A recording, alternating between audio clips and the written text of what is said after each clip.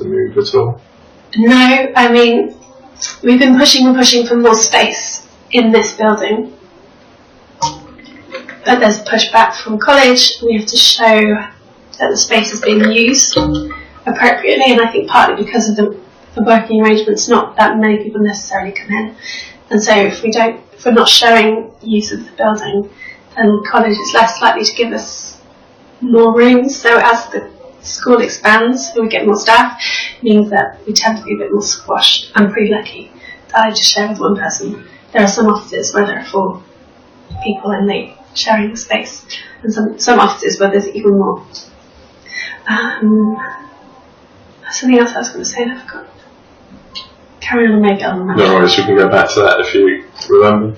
And this kind of increase in staff, this kind of employment drive that's been going on. You touched on a little bit about how some of your colleagues did particularly like that. Did they try and express their distaste to upper management at all? I remember. Yes, via faculty meetings. It comes up often in faculty meetings, but I think as kind of an institutional, college-wide interest in shared spaces for working. So we've acquired some new buildings. With colleges expanding, and in those buildings the ethos is shared working spaces. And I think we were one of the first schools that had the shared working spaces. So even though it's not necessarily particularly popular and people did say something, I think actually now because we've just got on with it and nobody complains too much anymore, there wasn't necessarily a reaction or response on the part of the college. And I think part of the thing is we're in central London, so space is premium, and we have to do what we can. So, no, they haven't really listened. Right, okay. So did people come together and try to kind of resist these changes, or was there not really any kind of organised resistance really in that sense? No, not really. I mean, it tends to go via the dean. So it does depend on how strong the dean is, or kind of the level of respect given to the dean by the college. So we had quite a charismatic dean for a while. It was an American guy, paid a lot of money, came from Berkeley, California, and I think he was very much big picture, and the college listened to him a bit more. But he didn't necessarily care about details like rooms, people worrying about rooms and space and stuff like that. So it wouldn't have come up so much in faculty meetings, and he wouldn't have kind of relayed that information to the college.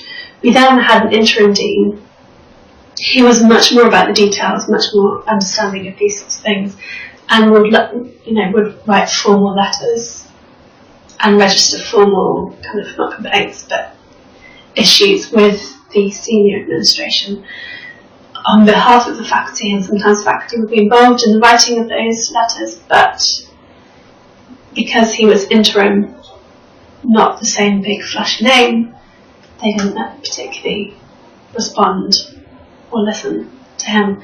I don't know how, because the new dean's fairly new, she's not a big flashy person, and I'm not sure how they are responding to kind of her now, so I don't know. Okay. But there was never anything separate from the faculty meetings that was done to kind of resist or complain about whatever college has imposed on us. And then another example of that is student numbers.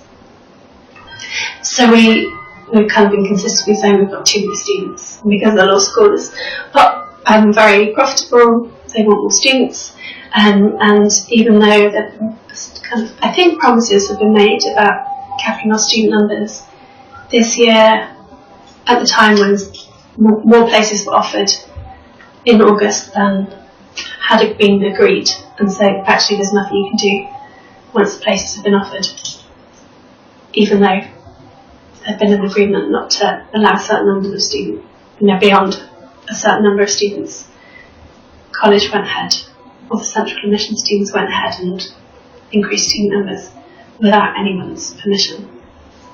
Right, or any kind of consultation. Exactly. Yeah. It just happened, and I don't know whether it's even it could even have been sort of an administrative thing that central admissions just let in too many people, but it was a decision that had been imposed, and in fact there was nothing much you can do other than complain and say, well, this can't happen again.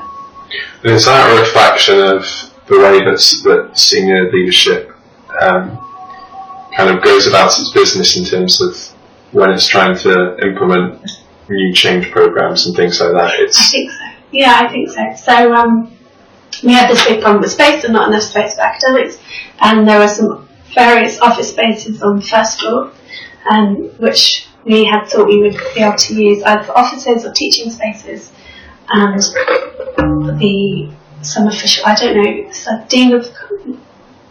some official, I think the council, the head of the council or something, some official position in the college was given this office space to use, and it was allocated without, even though we'd registered various kind of, we'd registered interest in the space, we put in various proposals to say, look, we need this for teaching space or for academic office space. This decision was just made, and we just have to, it operates in this office now without any kind of, we weren't consulted. So senior leadership run the university in quite an autocratic manner. I would say so, yeah. Particularly if it's something they want, and they just go ahead and do it. Okay. Can you think of any examples of kind of mass resistance or not any kind of resistance amongst yourself or your colleagues that has either prevented or has altered at least the change program? No, I mean I think we're pretty complacent. I don't think we do. We might, grumble about it, but I guess everyone's so busy that organising something to resist college administration is very rare. In fact, I can't think of any example.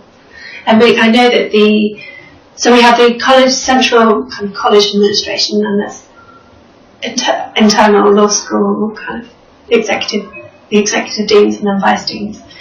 And I know that at one point a number of the senior female professors challenged the principal of the college on the pay gap between male and female professors, but I think that's about, and I think they grilled him in some meeting, but that's about the only example of kind of direct. It's not even that much of a resistance, it's just asking awkward questions rather than affecting any kind of change. Yeah. There's still a pay gap. Still a pay gap? Yeah. Alright, okay. Right, to be a fly on the wall in that meeting. I know. Particularly, so one of the women she's a very senior barrister at the top chambers, so impressive, quite scary lady. Sure. Yeah, so it would have been exciting to see. Okay. So, how about the way that change is communicated to you? How do you find out? Does it kind of come to you in email form? Does it travel through gossip? So it's communicated generally first through faculty meetings. Right. So when I think it's the head of the college council or somebody, when he moved in downstairs, that was told to us at a faculty meeting after the event, this is happening. There was no gossip. I don't know whether I think an email was sent out. And then also when we had the increased number of students, that was told. We have a beginning of the year faculty away day, and we were told then. So they were generally told about these big decisions in faculty meetings, and then they might be followed up with an email. Okay. And are you happy with the way that it's communicated? Have you got no issues with that? Or? Yeah, I think telling people is the best. Yeah, sure. Okay. But ultimately, so they'll tell you in a faculty meeting, they'll send you an email, but then ultimately, is it that they don't have these kind of meetings where they can hear differing opinions, or is it that they do but they don't really listen? I think we are listened to within the faculty, but it's not up